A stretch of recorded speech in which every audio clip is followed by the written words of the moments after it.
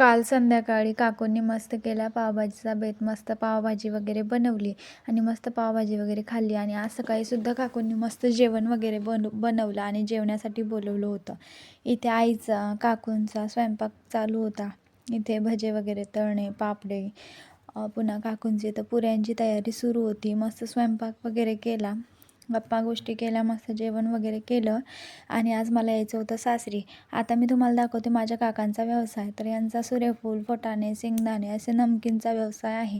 अगदी होलसेलपासून ते रिटेलपर्यंत इथे तुम्हाला कुठलंही सामान मिळेल. मस्त पॅकिंग वगैरे सर्व हाताने केली जाते व माल वगैरे पूर्ण हाताने बनवला जातो. तुम्हाला जर असं नमकीन पाहिजे असेल तर संध्या श्याम नमकीनला भेट द्या. तर मला आज निघायचं होतं सासरी. मग सगळ्यांना बाय वगैरे बोलले नंतर. आणि माझा भैया येणार होता मला बस स्टँडवरती सोडवण्यासाठी. तर मग मी निघाले माझ्या घरी. तर चला मग भेटूया नेक्स्ट व्लॉगमध्ये. श्री स्वामी समर्थ.